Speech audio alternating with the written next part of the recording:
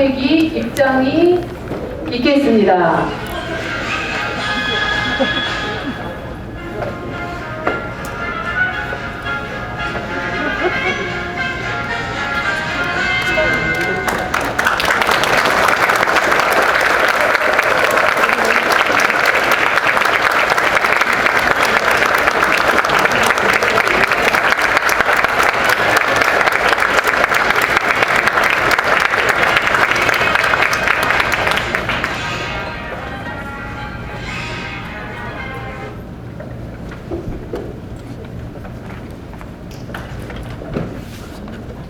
자, 이어서 국민의례가 있겠습니다. 모두들 일어서 주시기 바랍니다.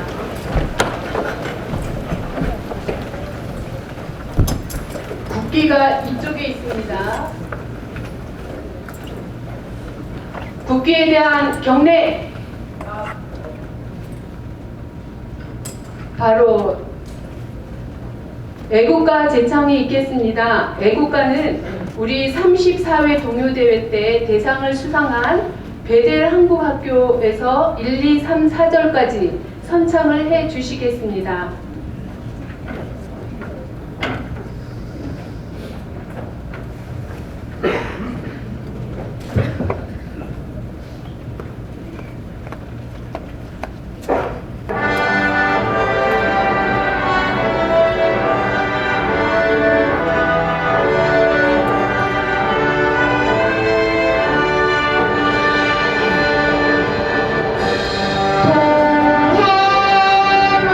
동해물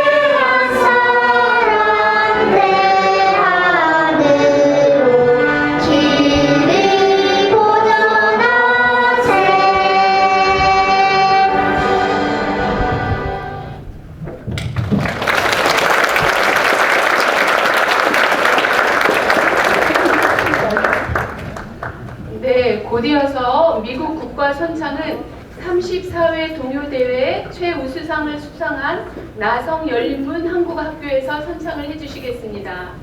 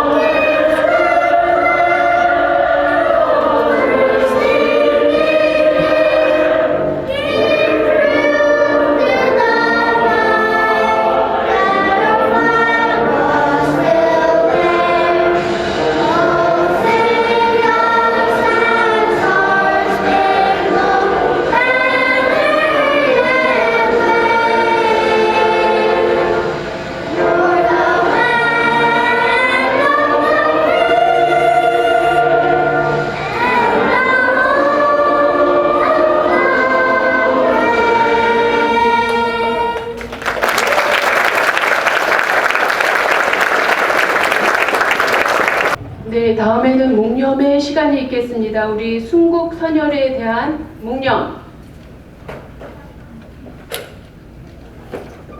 감사합니다. 이제 착석해 주시기 바랍니다. 자, 우리 이어서 미국 한국학교 총연합회 백기환 회장님의 인사 말씀이 있겠습니다.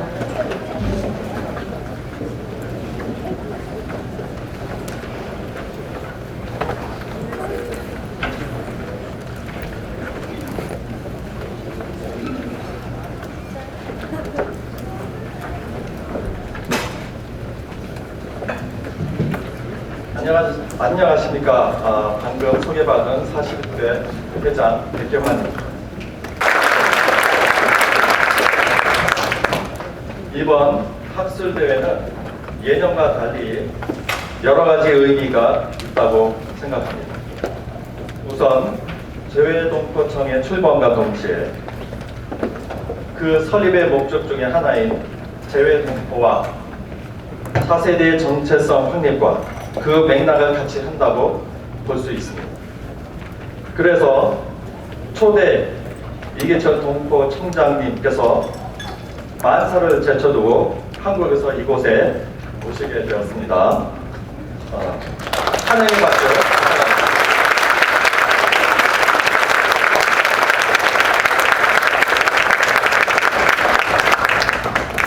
자, 이번 행사의 일정 내용은 그런 점에서 기존의 틀을 완전히 벗어난 내용으로 구성이 되었습니다. 여러분께서 프로그램을 보셨다시피 기존의 선입관을 벗어난 완전 개선된 프로그램으로 좀 작성되어 있습니다. 수동적인 학습 방법이 아닌 적극적인 참여와 토론의 방식으로 구성되어 있습니다. 2019년 이후 팬데믹이라는 천재지변으로 세계인이 힘들었고 움츠러들었을 때 우리의 K문화는 오히려 전 세계에 기쁨을 주며 사랑을 받고 있습니다. 자, 우리는 고난을 기회로 바꾸는 그런 지혜로운 민족입니다. 이 기회와 기세를 놓치지 않고 서로 연대화하며 협력할 때 세계인들은 세계 K문화를 더욱 이해하기 위해 한국어를 더욱 관심 갖고 배울 것이며 이번 학술대회의 소지대 내용과 같이 세계 7번째 공용어를 향한 한국어의 미래는 더욱 가까워질 거라고 확신합니다. 다시 한번 오늘 주인공이신 선생님 여러분 그리고 차세대 여러분의 축하와 격려의 박수를 드리며 여러분을 위해 바쁜 와중에도 시간을 이렇게 내주셔서 와주신 내빈 여러분께 심심한 감사를 드립니다. 자, 우리 모두 축하와 격려의 박수를 같이 해볼까요?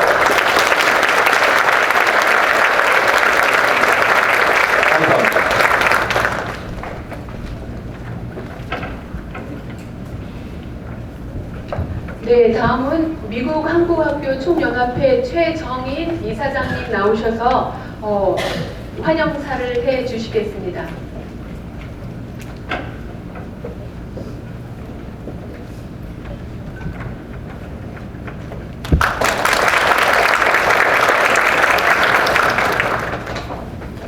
네, 안녕하세요. 미전연합회 이사장 최정인입니다.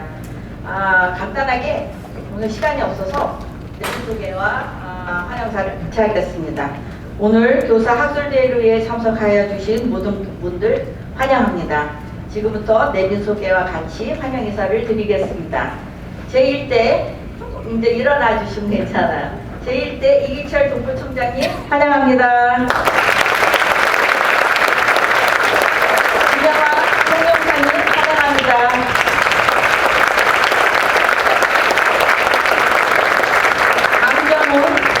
교육반장님 환영합니다. 내공포정책 김민철 국장님 환영합니다. 공포교육문화지원 정수현 과장님 환영합니다. 문네이버스의 최민아 대표님 환영합니다. 문네이버스 김재학 본부장님 환영합니다.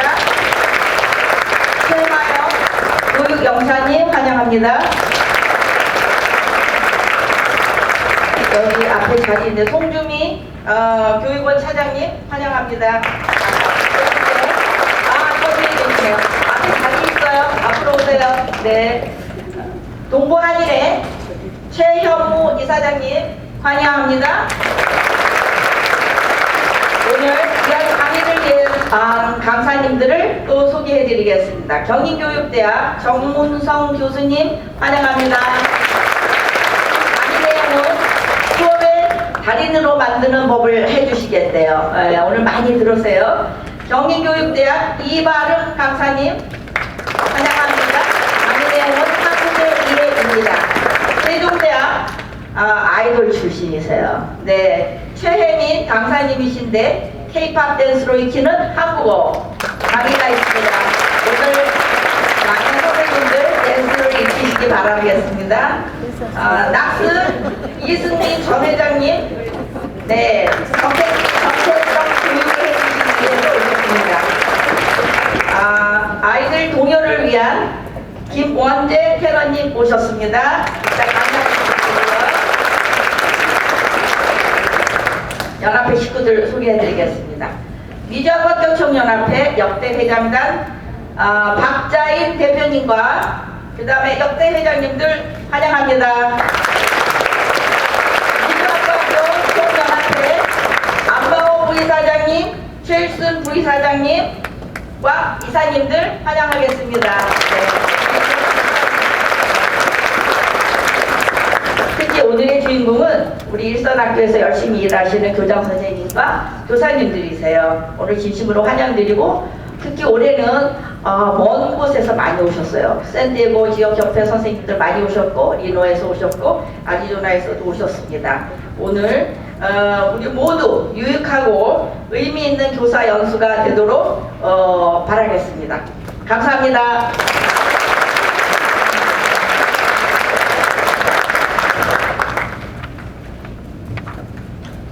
감사합니다. 여전히 목소리가 아주 우렁차십니다. 예, 감사드리고요. 자, 다음은 800만이 넘는 재외동포를 위해 처음 설립된 재외동포청장으로 임명되신 이기철 해외동포청 초대 청장님의 축사가 있겠습니다. 앞으로 나오실 때 큰 박수로 환영해 주시기 바랍니다.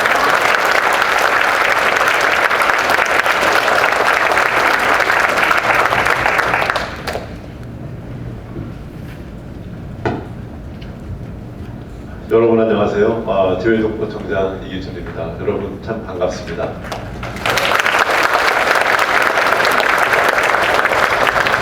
먼저 오늘 행사를 주관해 주시고 또 저를 이 영광스러운 자리로 초청을 해 주신 백기환 회장님과 최정인 이사장님께 감사의 말씀을 드리고 또 이 자리를 빛내주시기 위해서 와주신 김영환 초영사님 또 각계에서 오늘 강연을 해주시러 또 오신 분들께 제가 감사의 말씀을 드립니다. 저는 33년 동안 외교관, 직업외교관 생활을 하다가 정년퇴직을 2017년도 말에 했습니다. 그 외교관으로 있는 동안에는 네덜란드 대사를 했고 또 마지막 자리인 LA 통역사를 여기서 했죠. 그리고 그 다음에 유니세프 한국위원회 사무총장을 하다가 여기 지금 현재 자리인 제외독부 총장으로 부름을 받고 일하게 되었습니다. 사실 저는 LA 통역사를 하면서 제일 가슴이 뜨거웠던 때가 바로 선생님 여러분들을 만나는 이 코사 총회장이었습니다. 왜냐하면 저는 교육의 힘을 믿습니다. 오늘의 한국으로 만든 그 힘은 저는 바로 교육에서 나온다고 생각합니다. 그래서 저는 한국에서나 어디서나 선생님을 뵈면은 제가 이렇게 인사를 드립니다. 존경의 뜻을 표하는 것이죠. 그 중에서도 특히 이 차세대 이 정체성을 반영하기 위해 가지고 불철주야 뛰시는 이 한글학교 선생님을 뵈면은 정말로 감사하는 마음과 송구한 마음을 항상 가지고 있습니다. 저는 이번 그 미국 출장이 뉴욕 그리고 워싱턴 DC 그리고 마지막 그 행선지가 여기 LA인데요. 사실 가장 중요한 일정 중에 하나가 바로 이 코사 대회에서 여러분들을 뵙고 인사를 드리는 겁니다. 제가 오늘 여러분들께 세 가지 이제 말씀을 올리겠습니다. 첫 번째는 한국 정부가 한글학교 선생님들에 대해서 얼마나 감사하게 생각하는지를 여러분들께 꼭 말씀드리고 싶습니다. 윤석열 정부는 차세대 정체성 함양을 가장 중요한 목표로 삼고 있고 또 차세대 정체성 함양의 가장 중요한 수단이 바로 한글 교육 아니겠습니까? 여러분들은 제외동포청의 가장 중요한 정책 목표를 수행한다는 의미에서 제외동포청의 가장 소중한 동반자라고 이렇게 말씀을 드립니다. 두 번째는 여러분들 얼마나 열악한 환경에서 지금 가르치시고 계시는지를 제가 잘 알고 있습니다. 그래서 제외동포청은 여러분들의 이 노고를 조금이라도 더 인정하고 한다는 그런 의미에서 여러분들의 근무 여건의 개선을 제외동포청의 첫 번째 과제로 추진을 하고 있습니다. 여러분들의 이제 봉사료를 지금 인상하는 그 문제를 첫 번째 제외동포청에 가장 중요한 그런 프라이어리티를 두고 저희가 기재부하고 지금 협의를 하고 있습니다. 지금 정부가 작은 정부를 지향하는 정부이기 때문에 아무래도 모든 분야에서 예산은 지금 삭감되고 있습니다만은 저희는 제외동포청은 한글학교 선생님 처우 많은 그 예외로 두어야 된다고 강력하게 이야기하고 있습니다.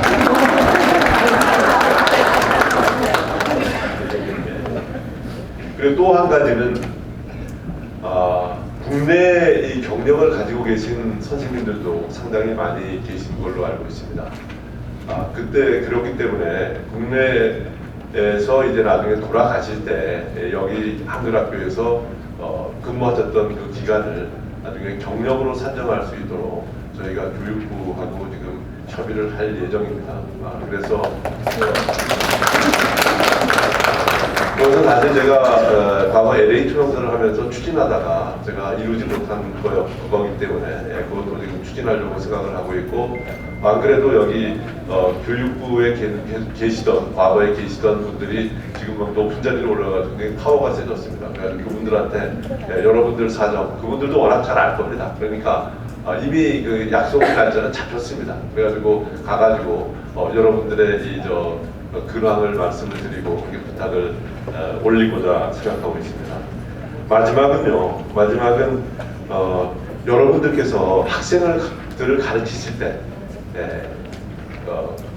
정체성 함양을 위해 가지고 굉장히 유용한 그런 자료를 하나 제가 가져왔거든요. 그래서 그거는 제가 기조 강연 때 말씀을 드리겠습니다. 다시 한번 여러분들의 지속적인 헌신에 대해서 진심으로 감사를 드리고 재외동포청은 항상 한글학교 선생님 편입니다. 그러니까 믿어주셔도 됩니다. 감사합니다.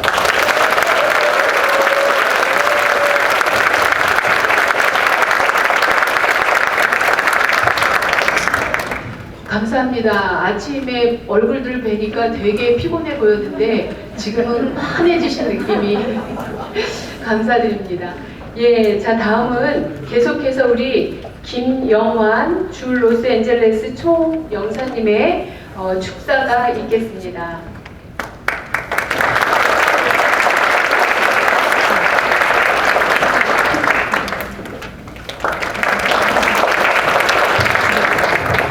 안녕하세요. 반갑습니다. 이렇게 주말에 한글학교 선생님들 얼굴 보게 돼서 너무 반갑습니다.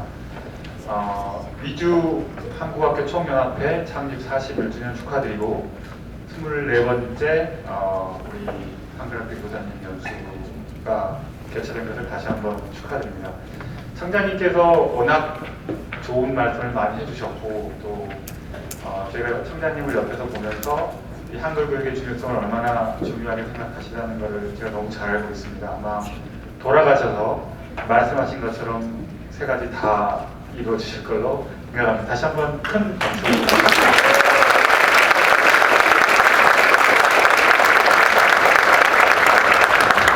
이제 박수까지 받으셨으니까 반드시 저는 그 청장님 말씀하신 것 중에 딱 하나만 덧붙이고 내려가겠습니다. 저도 한 30년 가까이 외교관 생활을 했는데요. 올해가 한미동맹 70주년이라고 그러고 우리 한인이민 120주년이라고 그럽니다. 많은 분들이 한미관계가 중요하다, 한미동맹이 중요하다 이야기하는데 저는 그 한미동맹, 한미관계를 연결시켜주는 게 결국에는 많은 것들이 있지만 결국에는 휴먼 본드, 그러니까 사람과 사람을 연결시켜주는 게 가장 중요하다고 생각합니다. 우리 1세대 한미관계를 연결시켜 주셨던 분들이 우리 한국전에 참전해 주셨던 용사들이거든요. 그분들도 지금 거의 많이 돌아가셨습니다. 두 번째로 우리 한국과 미국을 연결시켜주는 인적 고리는 저는 평화봉사단원이었다고 생각합니다. 그분들도 많이 이제 주류사회에서 은퇴하시고 뒤에 계시는데요. 저는 이제 마지막으로 그러면 앞으로 한미관계를 이어주실 분들이 누구인가라는 생각을 많이 개인적으로 하는데요. 저는 그 사람들이 우리 코리안 아메리칸 한국계 미국인 어린이들, 청소년들이라고 생각을 합니다. 그 한국계 미국인들이 한국인으로서의 정체성과 자긍심을 가지고 한미관계를 연결시켜줄 인적 고리가 되어주기 위해서는 저는 한국어 교육, 우리 말 교육, 그리고 우리 문화와 역사 교육이 가장 중요하다고 생각하는데 그 한국어 교육을 지금 맡아주시는 분들이 선생님들 여러분 한 분 한 분이라고 생각합니다. 그래서 선생님들 역할이 중요하다고 저는 믿고 있고 또 그런 의미에서 오늘 같은 학술대회가 큰 의미가 있다고 생각합니다. 다시 한번 학술대회에 오신 거 축하드립니다. 총영사관도 그리고 고맙습니다. 총영사관도 저희가 할 수 있는 부분들 우리 한미관계를 더욱 굳건하게 만들 수 있는 유대를 만들 수 있는 그런 노력들 계속 해나가겠습니다. 한국 역사, 한국 문화 그리고 그런 교육하는 데 지원하고요. 또 우리 한국어 학교 선생님들 복지 제가 청장님께 계속 말씀을 드려서 꼭 이루어질 수 있도록 더 많이 노력하겠습니다. 감사합니다.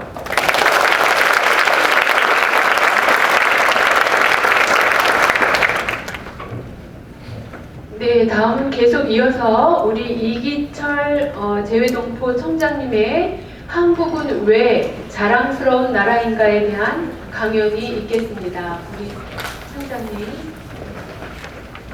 네, 너무 피곤하시죠? 아침 일찍 일어나시느라고 기지개 한번 펴시고 네, 강의를 마저 듣도록 하겠습니다.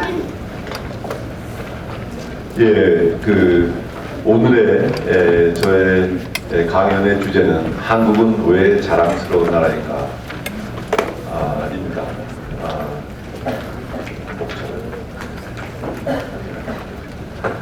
제가 이러한 제목으로 강연을 하게 된 것은 좀 사유가 있습니다. 어렸을 때, 초등학교 때 선생님들께서 한국은 5,000년 유구한 역사를 가진 자랑스러운 나라이다. 그러니까 너희들은 조국을 자랑스럽게 생각해야 된다. 이렇게 이야기를 하셨습니다. 근데 그때 저는 아니 뭐 역사만 길면은 자랑스러운 나라가 뭐 중국이나 뭐 특정한 나라를 좀 거론해가 좀 그렇습니다만은 뭐 인도, 이집트 이런 나라들 역사는 길지만은 뭐 그렇게 자랑스러운 나라 같지는 않은데 왜 자랑스러워해야 되지? 또 배달민족은 무슨 얘기인가? 라는 이렇게 생각을 했습니다. 그런 생각을 가지고 있던 제가, 삐딱한 생각을 가지고 있던 제가 나이를 먹으면서 40, 50대 되면서 가슴 속으로부터 한국이 자랑스러운 나라라는 생각을 하게 되었습니다. 제가 왜 그런 생각을 하게 되었는지 그것을 설명을 드리고 그런 자랑스러운 나라라는 사실을 활용해서 외교관으로서 어떤 활동을 했는지에 대해 가지고 여러분들께 설명을 드리겠습니다. 그리고 이 내용은 여러분들께서 학생들에게 가르칠 때도 아주 중요한 내용이 될 수 있다고 저는 그렇게 믿습니다. 이제 다음 페이지 주시죠. 오늘 제가 말씀 잘 안 보이죠? 첫 번째는 이제 6.25 전쟁 직후에 한국이 어땠느냐. 근데 그 다음에 지금 현재 한국은 어떤 상태로 되었느냐. 그리고 그래서 한국의 정치 경제 발전상에 대해서 제가 설명을 드리고 이런 저의 주장이 과연 사실인가에 대해 가지고 잠깐 검증을 할 거고 그렇다고 그러면 이걸 어떤 목적으로 사용할 것인가에 대해서 설명을 드리고 어떤 방법으로 할 것인가 또 한국을 알리는데 왜 하필이면 정치 경제 발전상인가 K-팝도 아니고 그리고 한국의 정치 경제 발전상하고 제일동포 정책하고 도대체 무슨 관계가 있어서 제일동포 총장이 여기 나와서 떠드는 것인가? 제일동포 정체성의 하명이 왜 중요한가? 마지막으로 한글학교 선생님의 역할이 무엇인가라고 하는 거에 대해 가지고 제가 말씀을 드리겠습니다. 다음 페이지.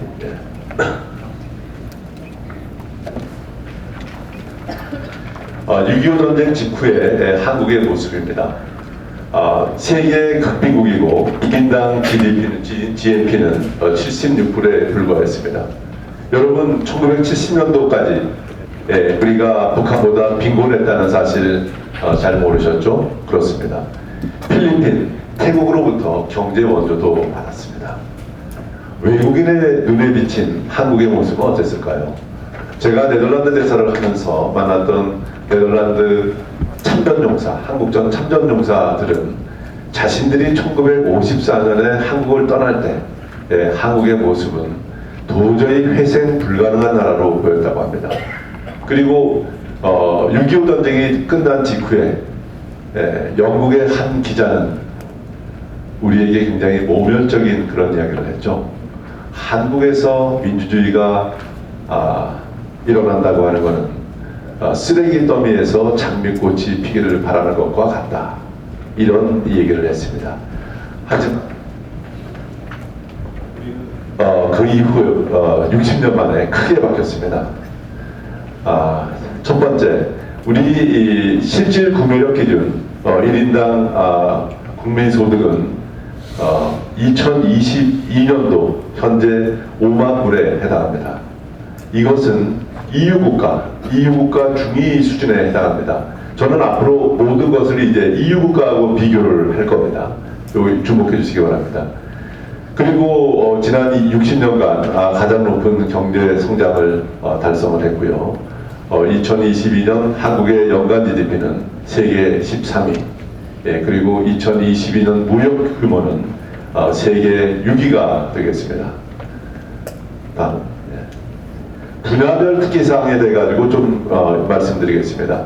IT와 조선은 세계 1위, 자동차 해외 건설은 세계 5위, 삼성과 LG전자는 전 세계 TV 판매량에서 1, 2위, 전 세계 TV 세대 중에 한 대는 한국 것이고 특히 미국에서는 2대 중에 한 대는 한국 거라고 합니다. 다음.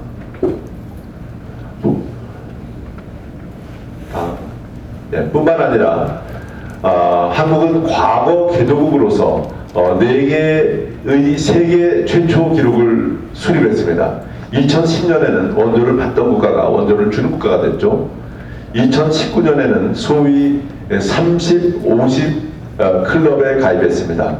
이것은 1인당 국민소득이 3만 불 이상, 인구 5천만 이상의 나라로 구성된 클럽입니다. 그러니까 소위 사이즈도 크고 돈도 있는 나라, 이런 나라의 클럽입니다. 현재 멤버로는 미국, 일본, 독일, 프랑스, 이태리, 영국, 그리고 한국이죠. 이 나라들은 전부 과거부터 선진국이었던 나라들이죠. 한국만 과거의 피식민지 국가였습니다.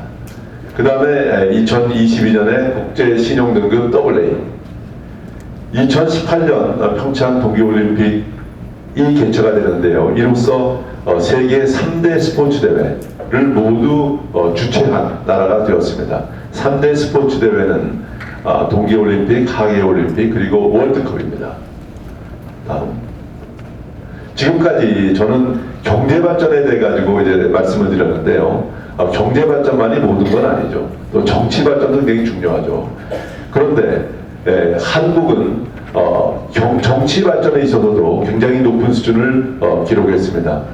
여러분, EIU라고 이카노미스트의 자매지인 이카노미스트 인텔리전스 유니트라고 하는 시사 주간지가 있는데, 이 주간지는 1년에 한 번씩 전 세계 165개국의 민주주의 지표를 발표를 합니다.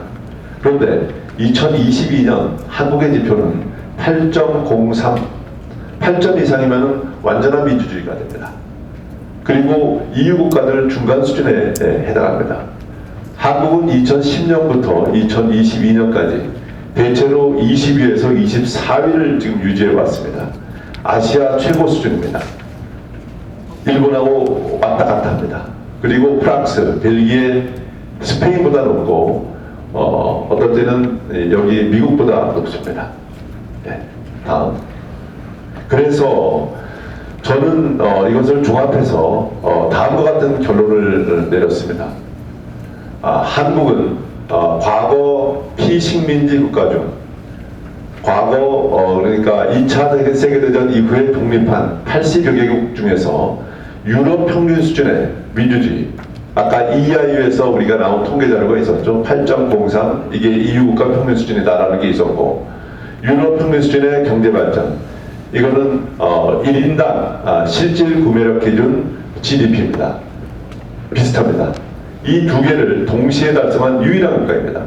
이거는 전례가 없기 때문에 세계 사적인 의미가 되고 개도국의 롤 모델이 됩니다. 다른 나라들은 말이죠, 이런 발전을 이룩하는데 200년 내지 300년 걸렸습니다. 우리는 불과 60년 만에 달성을 했습니다. 그것도 가장 불리한 여건 하에서 했습니다. 가장 불리한 여건이라고 하는 것은 다른 선진국들은 대체로 식민지 국가였죠. 피식민지 국가로부터 착취를 하는 그런 나라였습니다. 근데 우리는 일본으로부터 식민지 지배를 받았죠. 착취를 당했으면서도 우리는 이렇게 성장했습니다. 그래서 저의 결론은 착한 나라 중에서 식민지 정책을 하지 않는, 다른 나라를 침략하지도 않고 식민지 정책을 하지 않은 나라 중에서 가장 훌륭한 나라다라는 것이 저의 결론입니다. 그리고 이것은 한국 사람들이 자랑스러워해야 할 자긍심의 근원이 아닌가 하는 그런 생각이 듭니다.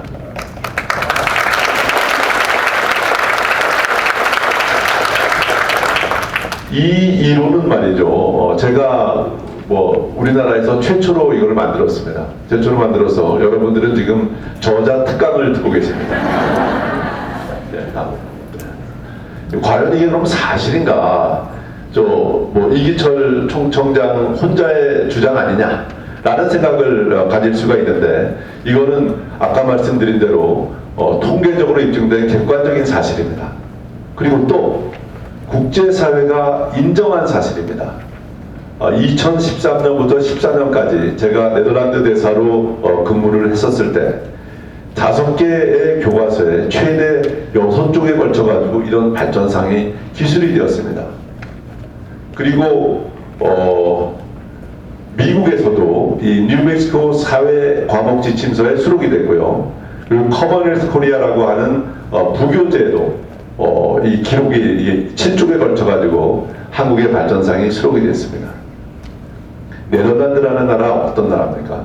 미국이라는 나라 어떤 나라입니까? 제가 가가지고 부탁한다고 들어줄 나라입니까?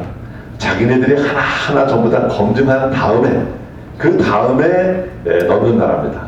그렇기 때문에 이러한 객관적인 이 통계 자료로 증명이 되고 다른 나라가 인정한 거기 때문에 여러분들 이 사실을 믿으셔도 되겠죠? 다음입니다. 그럼 이런 사실을 어떤 목적으로 사용할 것이냐? 차세대 제외동포들에게 조국에 대한 정체성과 자긍심을 고취하는데 우리가 사용을 할 것이다. 지금까지 우리가 한글 교육을 이제 하실 때는 기본적으로 이제 정체성, 나의 뿌리는 뭐다라는 거에 대해 가지고 이제 주로 이제 가르치신 거고, 거기에 그냥 나의 뿌리는 한국이다에 더해 가지고 나의 뿌리인 한국은 이렇게 훌륭한 나라다 라는 것을 같이 가르쳐 주신다면 이 정체성이 훨씬 더 강해지지 않을까 하는 그런 생각이고요. 그 다음에 두 번째 목적은 외국인 학생들에게 또는 외국인에게 한국에 대한 긍정적인 이미지를 갖게 하는데 기여를 할 것이다 라는 그런 얘기입니다. 다음. 그럼 어떤 방법으로 알릴 거냐? 먼저 여러분들께서는 주말 한글학교 수업에서 이 사실을 가르쳐 주시면 되겠습니다. 또 우리 제외동포청은 한국에 제외동포들이 노구연수를 오실 때 제가 나가서 이런 강연을 합니다. 그럼 가장 이제 마지막 스테이지는 뭐냐? 미국 교과서에 이런 한국의 발전상이 완전히 수록된다 그러면은 그것은 더 우리 차세대 동포들이 자긍심을 가질 수 있겠죠. 그럼 외국인 학생들에 대해 가지고는 그러니까 미국 학생들에 대해 가지고는 미국 교과서를 통한 수업으로서 이것을 해결할 수 있다라는 생각을 가질 수가 있습니다. 다음. 근데 여러분들께서 이런 질문을 할 수가 있죠. 왜 도대체 그 한국의 정치 경제 발전상이냐? 우리 문화도 있고 뭐 다른 것도 많이 있는데 K-팝도 있고 물론 그런 것이 K-팝 문화 역사 한국에 대해서 많은 알릴 수 있는 한국에 대해서 많이 알릴 수 있는 그런 소재입니다. 그런데 한국에 대해서 잘 모르는 사람도 많단 말이에요. 그렇다 그러면은 그것을 이제 전달할 때는 조금 더 객관적인 것이 증명이 되는 통계적으로 증명이 되는 것이 가장 중요하다라는 그런 생각이 됩니다. 그리고 K-팝의 경우에 한국을 좋아하게 만들 수는 있는데 K-팝이 한국을 신뢰할 수 있다, 신뢰하게 만든다라고 하는 것은 물론 관계가 없는 건 아닙니다만은 K-팝보다는 이러한 한국의 정치 경제 발전상이라고 하는 것이 신뢰를 주는 데는 더 도움을 주지 않을까 하는 그런 생각을 가지고 있습니다. 그리고 제가 이 사업을 이제 시행한 거는 서방 국가들의 잘못된 인식, 이것을 수정할 수 있다는 얘기입니다. 무슨 얘기냐? 서방 국가들은 이렇게 생각합니다. 제가 외교관 생활을 하다 보니까요. 아시아에는 우리랑 맞짱뜰 할 만한 나라가 하나가 딱 있어. 그 일본이야. 이렇게 생각을 합니다. 저는 저희 주장은 아니야. 한국도 너희하고 같은 수준이야.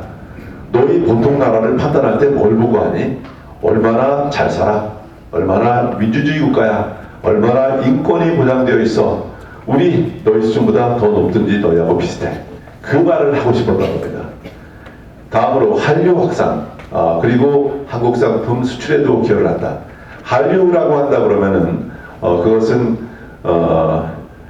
아주 흥행하는 그런 나라도 있고 좀 상대적으로 덜 흥행하는 나라도 있습니다. 덜 흥행하는 나라인 경우는 서구인 경우가 조금 덜 흥행하는 것 같습니다.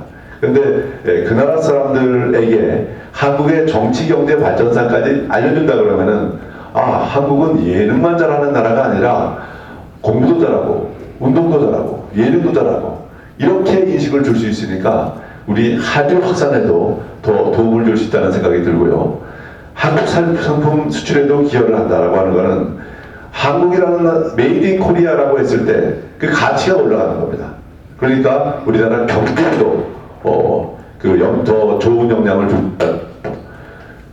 무엇보다도 정부의 재외동포 정책 핵심 목표 달성에 기여를 한다는 것입니다.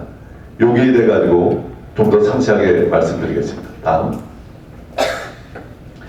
한국 정부의 재외동포 정책은 정책 목표는 두 가지입니다. 한 가지는 재외동포 정체성 함양, 두 번째는 차세대의 거주국 주류사회 진출.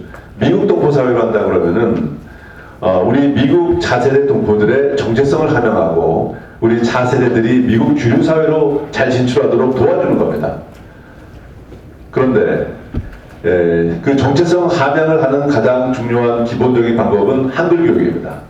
그런데 한국의 발전상을 이제 가르치게 되면은 정체성에다가 자긍심도 더할 수 있으니까 훨씬 더 낫지 않을까 하는 그런 생각입니다.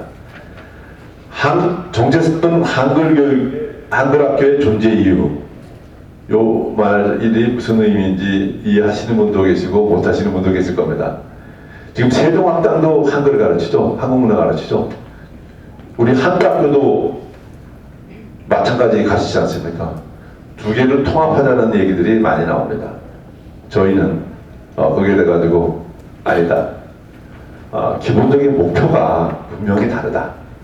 거기는 한국의 문화, 역사 가르치고 한글 가르치는 게 목표인데 우리는 그거를 통해 가지고 정체성을 함양하는 게 목표이기 때문에 비록 세종학당이 있다 하더라도 한글 학교 계속 유지되는 것이 반드시 필요하다라고 이야기를 할 수 있는 거기 때문에 정체성은 한글 학교의 존재 이유입니다. 이 정체성을 강화하기 위해서는 자긍심을 집어넣는 게 더 필요한데 그래 가지고는 한국의 정치 경제 발전상도 같이 가르치시는 것이 정체성 함양에 훨씬 더 유리하다는 그런 말씀입니다. 그다음에 차세대의 거주국 주류사회 진출 지원이다. 이거는 무슨 얘기냐면은 여기에 이제 많은 분들은 코리안 아메리칸이라고 불리우죠. 그러면은 평생을 앞에 있는 코리안 자를 떼고 사실 수가 없습니다. 그럼 코리안에 대한 미국 주류사회의 인식이라고 하는 것은 여러분의 차세대 분들이 얼만큼 주류사회에 나가서 성공할 수 있는지를 결정하는데 상당히 큰 영향을 줍니다. 그런데 제가 15년 전에 이제 통계 자료를 좀 오래되긴 했습니다만은 LA 총영사라 했을 때 제가 본 자료인데요. 거기 보면은 미국 미국 사회가 마이너리티 그룹 30개 이제 마이너리티 그룹에 대해서 어떻게 인식하는지에 대해서 서베이를 한 게 있습니다.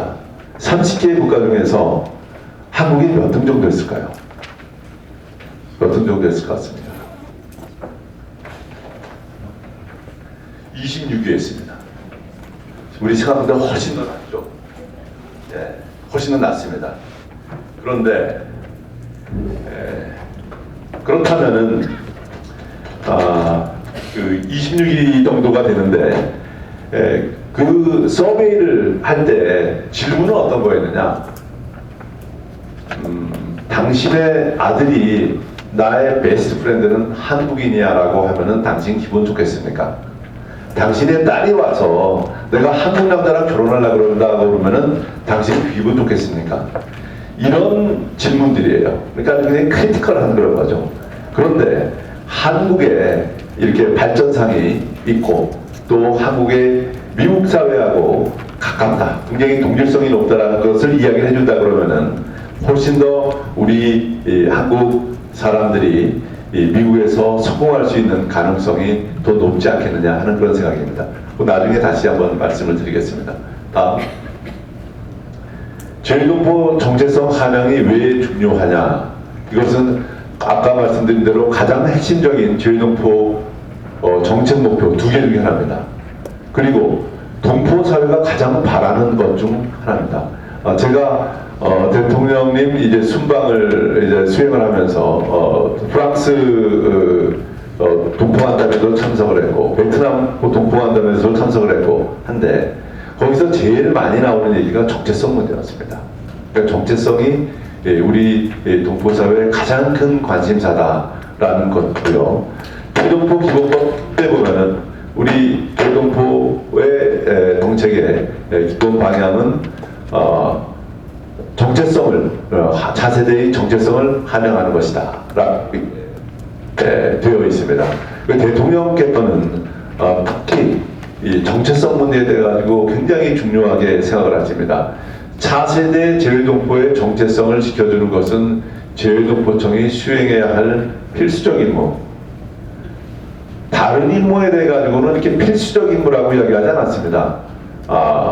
재외동포청의 다른 임무라 그러면 재외국민을 보호 지원하고 교류 협력을 촉진하고 이런 거에 대해 가지고는 그냥 재외동포청이 이런 일을 합니다라고 하셨는데 이 부분에만 딱 와가지고는 필수적인 임무라고 이렇게 얘기하셨어요.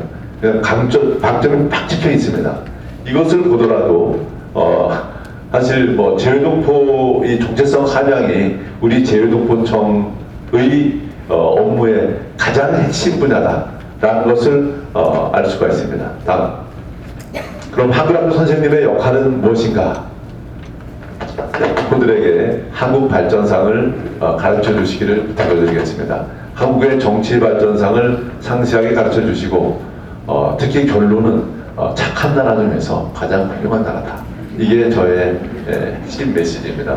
그리고 재외동포청은 한국 발전상 학습 자료를 준비 중에 지금 있고 준비되는 대로 여러분들께 보내드릴.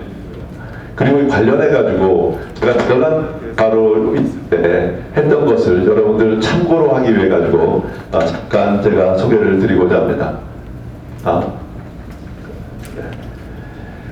제가 네덜란드에 갔더니 굉장히 답답한 일이 있었습니다. 네덜란드 사람들은 왜 이렇게 한국을 모르는 거야? 라이덴 대학교 교수가 한국을 왔는데 굉장히 불편을 겪었다고 합니다. 왜 그랬냐 물어봤더니 11월에 갔는데 반팔 입고 갔대요. 너 왜 반팔 입고 왔냐 그랬더니 야 사우스 코리아 아니냐 이렇게 얘기를 하는 거예요. 그래가지고 제가 할 말을 잊었습니다. 그래서 대학 교수라는 사람이 이렇게 한국을 모를 정도라 그러면은 참 고민스럽다. 라고 하면서 뭐 여러 가지 이제 그 홍보 사업들을 많이 했는데 뭐 K-팝도 좀 하고 K-푸드도 하고 K-필름도 하고 그런데 돈은 썼는데 아웃컴이 얼마나 나오는지를 정확히 측정이 안 되는 거예요. 어느 날 제가 이제 휴일날 생각을 했어요. 나는 네덜란드 대사로 오기 전에 네덜란드에 대해서 꽤 많이 알고 있었는데 어떻게 알게 됐지? 이렇게 자문을 해봤습니다. 학교에서 배웠구나. 그리고 나중에 제가 세어보니까 140원 정도 나오더라고요. 또 동일한 교과서에 이제 초등학교도 쭉 해가지고 그 정도 나온다고 그러더라고요. 그래서 이제 그 네덜란드 교과서에 한국이 어떻게 기술되어 있는지를 제가 직원들하고 같이 살펴봤습니다. 근데 70%의 전체 교과서 중에 70%는 사우스 코리아라는 말이 한 번도 나오지 않았어요. 그 다음에 이제 그건 제가 뒤에 있는 걸 먼저 말씀드렸네요. 다음 이건 아까 그저 네덜란드 사람들은 한국을 이제 잘 알고 있는데 네덜란드 사람은 잘 모르고 있다라는 그런 거고 다음 교과서를 살펴봤더니 한국에 대해 가지고는 70%가 한국에 대해 가지고 전혀 언급이 없고 제일 잘 나온 게 이런 내용입니다. 한국은 바다에 면하고 있어 업이 매우 중요하다. 그곳에서 값싼 임금으로 생선이 손질되어 판매된다. 우리 슈퍼마켓에 있는 이런 생선들은 이런 제품들이다. 이 사진 이거는 자갈치 시장 여러분 아세요? 부산의 생선시장 그 모습이에요. 이 교과서가 2012년까지 존재했습니다. 그리고 제일 한국에 대해 가지고 잘 나온 부분은 한국, 베트남은 아시아의 작은 새끼 호랑이라고 불리우다. 이렇게 지금 나와 있는 거예요. 반면 중국은 12쪽이나 나와 있어요. 일본 4쪽, 인도네시아 3쪽. 그렇지만은 여기서 중국 12쪽은 그렇게 부럽지는 않았습니다. 왜냐하면은 90% 이상은 안 좋은 거였거든요. 그래서 이제 이 다음, 그래서 이제 그 교과서 관계자들하고 계속 접촉해서 한국의 발전상을 교과서에 넣어달라고 요청을 했습니다. 네덜란드 3대 교과서 출판사 사장도 찾아갔어요. 그리고 많은 사람들 찾아가고 지금 전국 지리교사 연례회의, 이것이 지금 여러분들 이렇게 모여있는 이런 회의입니다. 여기 가가지고 한국의 발전상에 대해 가지고 이야기하고 그랬습니다. 어떤 이 출판사 사장은 자기가 이 분야에서 20년 이상 근무를 했는데 외국 대사가 자기를 보자 그러는 건 처음이다. 왜 네가 나를 보자 그랬는데 굉장히 궁금하다. 이런 얘기를 듣기도 했습니다. 네덜란드 정치인, 언론인 대표를 통해서 이제 분위기도 조성하고 여기 뭐 여러 잡지를 통해 가지고 온스코리아에도 발간을 하고, 그리고 네덜란드 한국전 참전용사의 자존심 회복 필요를 위해 가지고도 해야 된다. 이건 무슨 얘기냐면은 네덜란드는 6.25 참전국이죠. 그래서 제가 참전용사들을 굉장히 많이 우대를 했습니다. 국회의원 리셉션 개최 활동이 없어도 참전용사 연말 파티는 제가 꼭 열어줬습니다. 그러면서 가까워졌죠. 놀라운 사실을 알게 됐습니다. 이 참전용사들은요, 자기들이 한국전에 참전했다는 것을 부끄러워하는 겁니다. 숨기는 겁니다. 왜 그럴까요? 그 네덜란드가 한국전에 참전한 것은 그 당시에 네덜란드는 모병대였습니다. 얼마나 돈이 없고 못 배웠으면 한국전에 참전했을까, 이런 생각을 이제 사람들이 하기 때문에 그런 참전 사실을 알리지 않는 거죠. 저는 그 얘기를 듣고 너무너무 가슴이 아팠습니다. 한국과 전 세계 자유와 평화를 위해서 이렇게 희생하신 그런 분들이 어떻게 이런 생각을 하시면 이건 안 되겠다. 그러면서 제가 대사로서 뭘 할 수 있을까를 생각을 해봤는데, 만일 60년 전 이분들의 영웅적인 행동과 한국의 발전에 기여한 것이 네덜란드 교과서에 기술된다 그러면 이분들은 자존심을 회복할 수 있을 것이다. 그런데 너무 시간이 끌어져서는 안 된다. 이분들 연세가 90세, 95세 이렇게 된다. 그러면서 이제 그 네덜란드 주로 이제 정치인들을 찾아가면서 그렇게 호소를 했습니다. 그 결과 아까 보여드렸던 이 자갈치 시장의 모습은 이렇게 바뀌었습니다.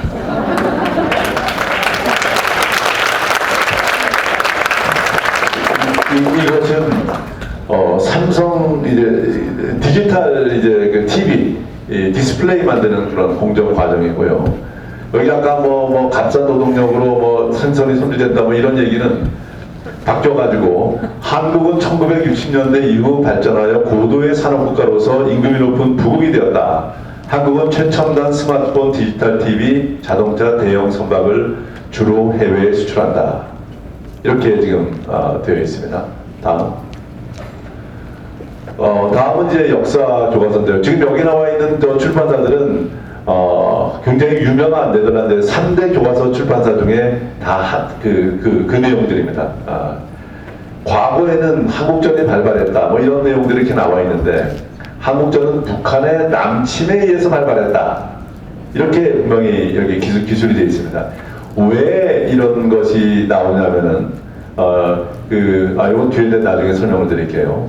그리고 한국은 지난 60년간 기적적인 경제 성장과 완전한 민주주의를 달성했다. 라는 얘기를 그냥 자기네들이 쓰기는 뭐하니까 라고 한국 대사가 말했다. 이렇게 해가지고 조금 이제 피해가지고 가려고 지금 이때까지는 조금 자신이 없었던 것 같아요. 그래서 이제 다음. 요것이 이제 진짜 이제 본 게임입니다. 한국은 시장 경제이며 민주주의 국가다.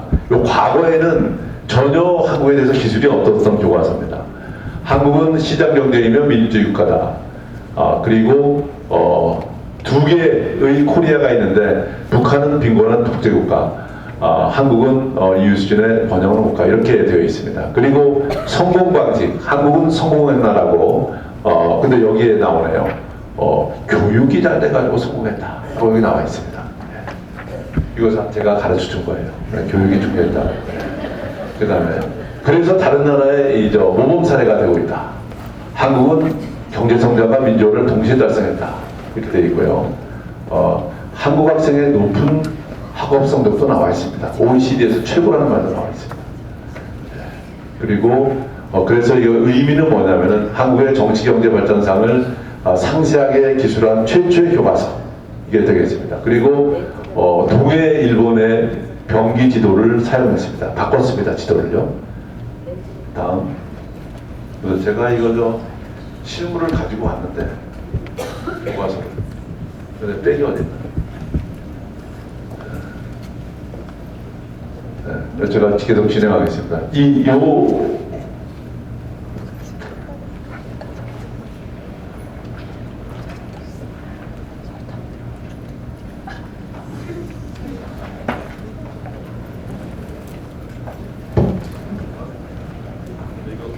올려주셔야 됩니다.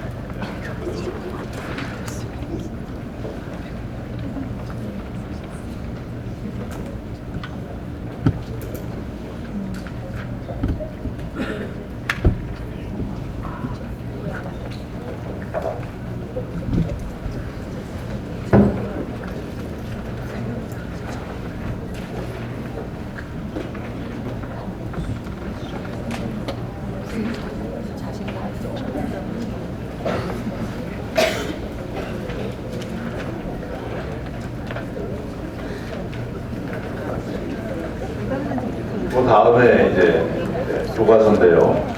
아주 옛날에는 이상한 내용이 근거 없는 내용이 이렇게 들어가 있어요. 근데 이 내용은 뭐냐면은 첫 번째 이게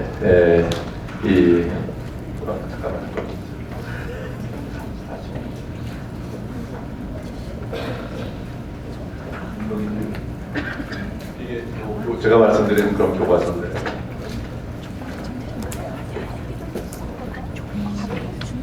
교과서에 첫 번째 챕터가 월드 이코노미의 위너즈 앤드 루저 이렇게 되어 있습니다. 그러니까 월드 이코노미의 승리자와 패배자. 한국이나 미국은 이렇게 자극적인 표현은 쓰지 않는데 네덜란드 사람들은 이렇게 자극적이에요. 그냥 아주 스트레이트하게 이렇게 딱 얘기를 합니다. 그런데 한국이 위너의 첫 번째 사례로 나와 있습니다.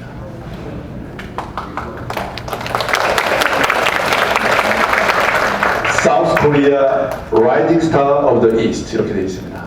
그 내용은 네덜란드 여대생인 키키가 한국을 관광하면서 자기가 본 것을 블로그를 통해서 참전용사인 할아버지한테 보내줍니다. 할아버지는 자기가 60년 전에 본 거하고 손녀가 알려준 거하고 비교해가지고 한국의 발전상을 설명하는 그런 내용이고요. 그 다음에 이제 여기서 이제 특기할 만한 사항은 한국 성공의 비결입니다. 첫 번째가 이 칠판에서 선생님이 이렇게 뭘 보고 있죠. 교육이라는 얘기입니다. 네, 제가 이 사람들한테 잘 가르쳤죠. 그렇죠? 네, 교육이라는 얘기가 계속 나옵니다. 그리고 근면성, 그리고 지도력. 이 세 가지가 한국 성공의 비결이었다라고 하는 거고요. 또 일본, 동해 일본의 병기. 옛날에 일본해라고 되어 있었는데 이것도 병기 됐습니다. 그 다음에 한국전에 대해 가지고 또 설명을 하고 이거는 역사 교과서입니다. 그리고 이것은 과거에는 일본군 위안부 문제가 언급은 되어 있는데 어느 나라가 있는지는 언급이 안 되어 있었습니다.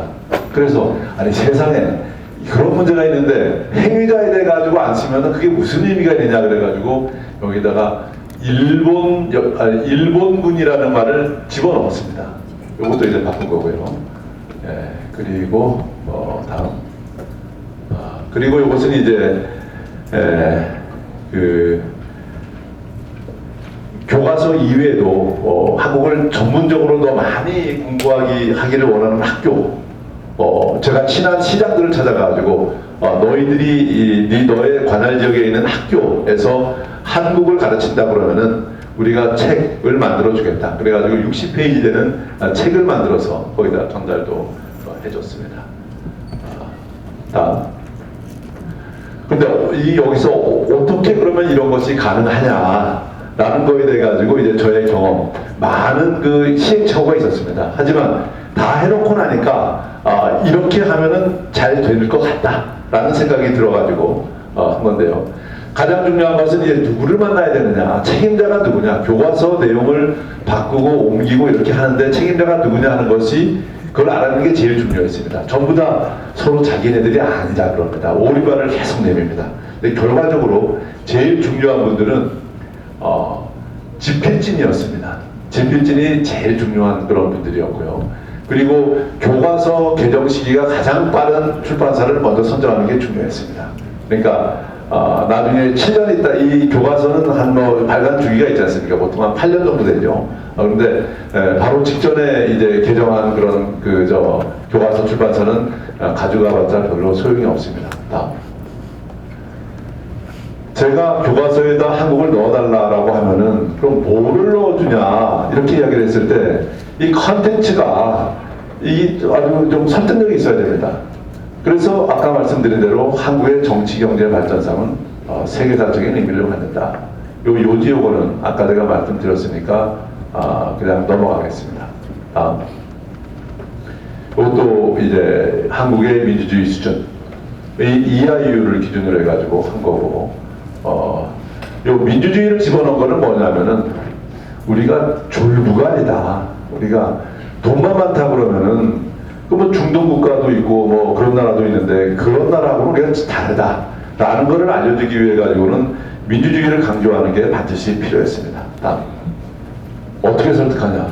이거는 무슨 얘기냐면은 제가 이렇게 그 한국의 그 정치 경제 발전상을 설명하면요 다들 great, wonderful 그래요. 그 다음에 그럼 교과서에 좀 넣어줄래? 그러면 글쎄 그거는 조금 다른 문제지 이렇게 나옵니다. 그러니까 그것은 무슨 얘기냐 하면은 왜 내가 네 말을 들어줘야 되지? 라는 그런 질문을 하고 있는 겁니다. 그리고 거기에 대해 가지고 당신은 내 말을 듣는 게 당신의 이익이라는 것을 증명을 해야 됩니다. 그래서 예를 들어서 이런 식으로 이야기를 했죠. 세상에는 그 교과서에 넣을 만한 소재가 되게 많다. 그런데 어떤 소재를 집어넣느냐? 그거는 가장 중요한 레슨을 주는 소재를 집어넣는 게 맞지 않겠느냐. 근데 한국의 정치경제 발전상은 학생들에게 매우 많은 레슨을 준다. 한국과의 운명은 그 나라 태도에 달려있다.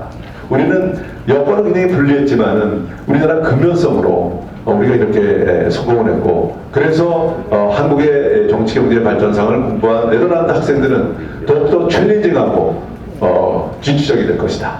이런 얘기를 한 거죠. 민주주의 시장경제가 공산주의 통제경제보다 우수하다라고 하는 거는 한국은 1500년 동안 한 나라였다. 근데 우리가 북한은 지금 실패, 남한은 성공. 그런데 분단된 지 얼마 되지 않았다. 그럼 차이는 뭐냐? 시스템 차이밖에 없다. 기본적으로. 그러니까 네덜란드 너희 국가가 지금 채택하고 있는 민주주의 시장경제가 더 우월한 시스템이라는 것을 너희 학생들에게 알려줄 수 있는 거 아니냐. 네덜란드의 국제사회 기관은 결국 네덜란드에게도 이익이다. 네덜란드는 ODA, 해외 원조를 많이 합니다. 그런데 국민들이 왜 우리도 못 사는데 자꾸 해외 원조만 하느냐라고 이렇게 이야기를 합니다. 그런데 한국의 사례를 들어보면은 그런 문제가 해결이 된다. 왜냐하면은 한국에 6.25 전쟁 때 파병하고 그 다음에도 지원도 많이 했지만은 지금 네덜란드에는 한국이라는 존재로 인해 가지고 4만 명의 일자리가 창출된다. 네덜란드에 한국 기업들이 많이 있죠. 그리고 네덜란드가 한국에 수출하는 거, 그거 다 더해가지고 계산해 보니까 4만 명의 일자리가 창출된다. 그럼 그거 나쁜 장사 아니냐? 이렇게 설명도 가능하다는 거죠. 그리고 그 다음에 이 내용은 뭐냐면은 다른 나라는 성공하지 못했는데 어떻게 한국이 성공했지?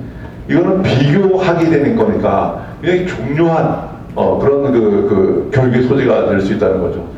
그다음에 한국의 발전성 기술하면은 장사가 더 잘 될 거다 그런 얘기도 했습니다.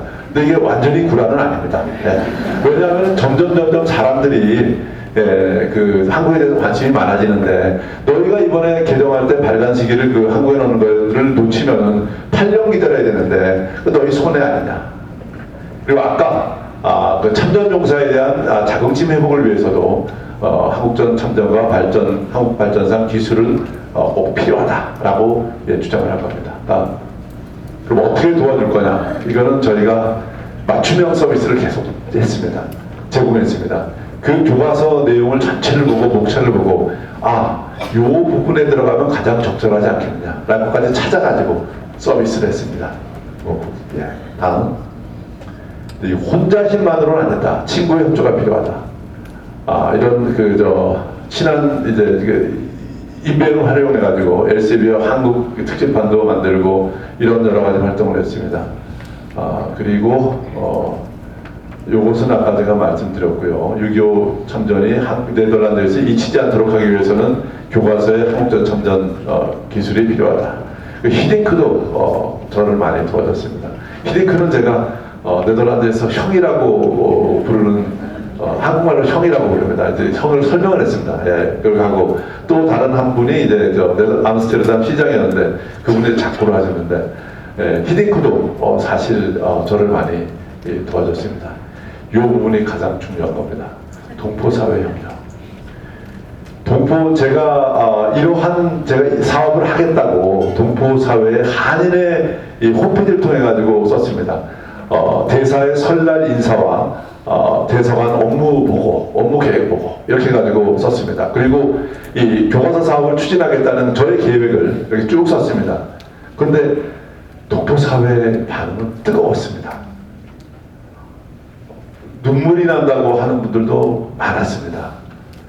대사관이 이런 것까지 해주느냐 그러면서 감동하는 분들 참 많았습니다.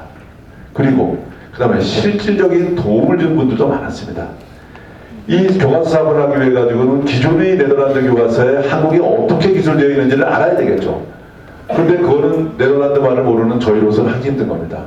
네덜란드 남성과 결혼한 한국 여성, 동포 여성이 그거를 저희가 책을 사드렸더니 그걸 다 보고서는 검토를 해가지고 멋진 리포트를 줘가지고 저희는 그 덕분에 이 사업을 잘 진행할 수 있었습니다.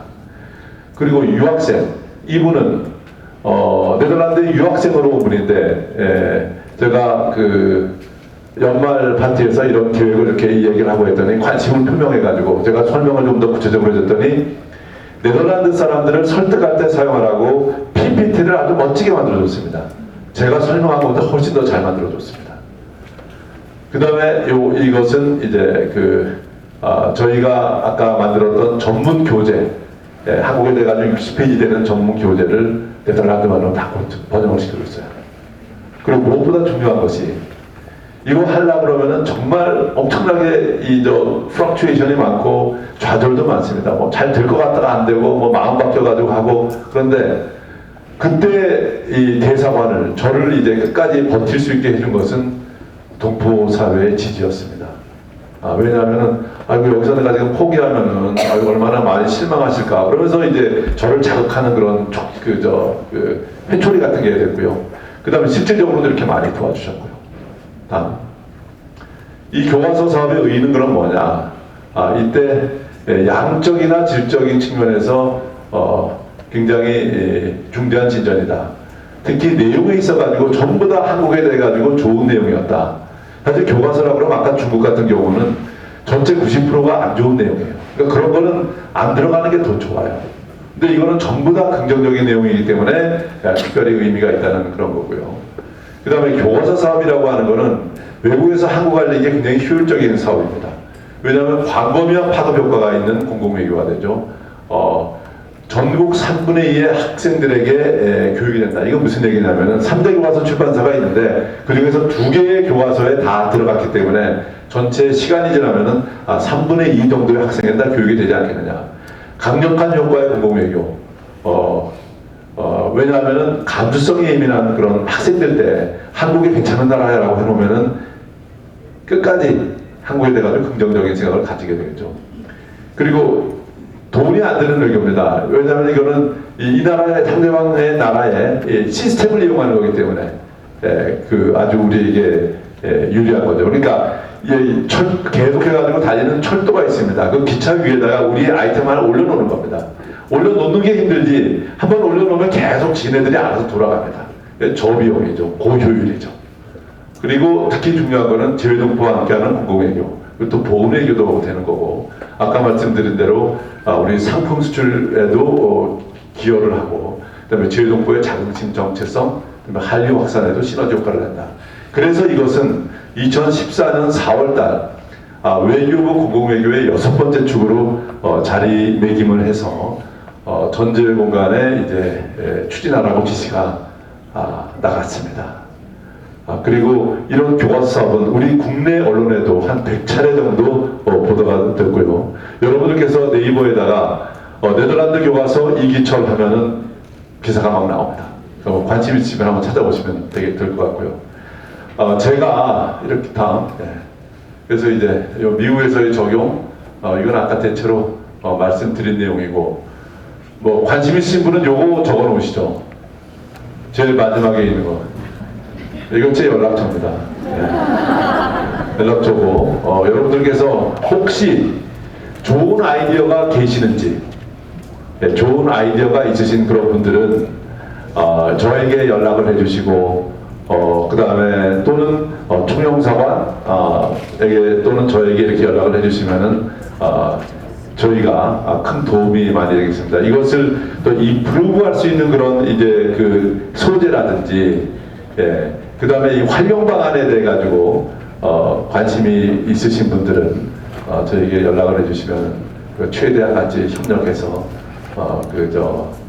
우리의 공동의 목표를 달성해 나갈 수 있지 않을까 하는 그런 생각을 하게 됩니다. 제가 요 뒤에 그 네덜란드 사례에 대해 가지고 그걸 한 거는 다른 의미가 아니라 이것은 객관적으로 인정되는 그런 내용들이다. 그냥 한 사람의 그냥 주장이 아니라 객관적으로 인정되는 거라는 것을 제가 말씀드리기 위해 가지고 좀 약간 장황하게 설명을 드렸습니다. 가장 중요한 건 결론은 한국은 착한 나라 중에서 가장 훌륭한 나라다. 그게 이제 핵심입니다. 감사합니다. 건희신, 세연파, 제이슨 킴, 최나정, 올리비아 윤, 데니얼 학윤 킴,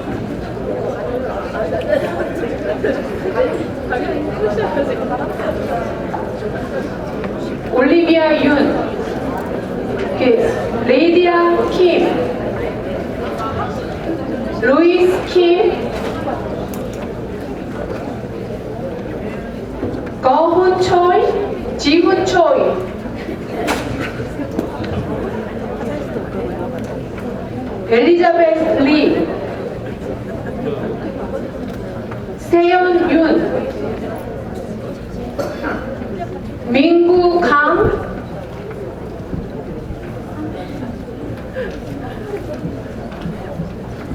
에바 리, 제인시 현성, 제가 바르게 부르는지 모르겠네요. 캐롤 킴, 예진 킴,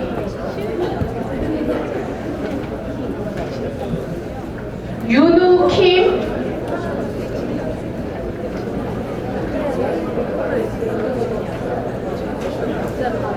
은태 킴. 매일 박수 쳐주세요. 이런 부를 때. 제이든 초이,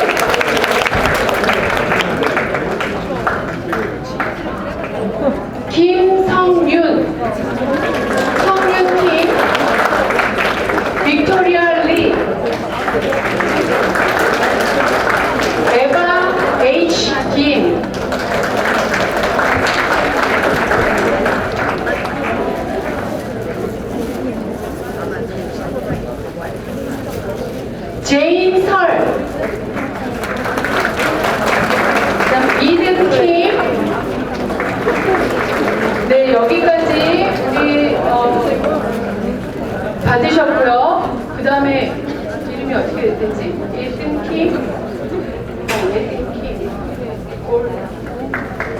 자, 이번에 수상된 사람은 골드 학생입니다. 리베카 청. 자, 이제 우리 청장님 나오셔서 엔델톱 학교에 다니고 있는 케일라 홍 앞으로 나와서 우리 청장님께서 수여를 해 주시겠습니다.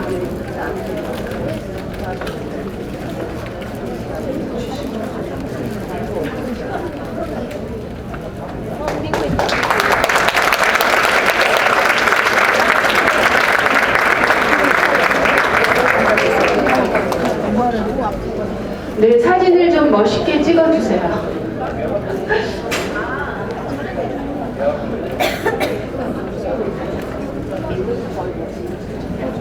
우리 영사님도 앞으로 나오셔서 같이 플리즈. 우리 최정인 이사장님 앞으로 나오시고요. 우리 백기현 회장님도 앞으로 나오세요. 우리 영사님도 앞으로 나오시고, 그 다음에 우리 전훈님도 앞으로 나오셔서 같이 사진을 찍으시면 좋을 것 같아요.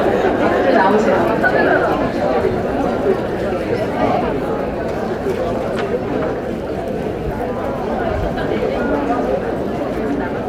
자, 사진 촬영에 있겠습니다. 구독, 좋아요는 우리에게 큰 힘이 됩니다.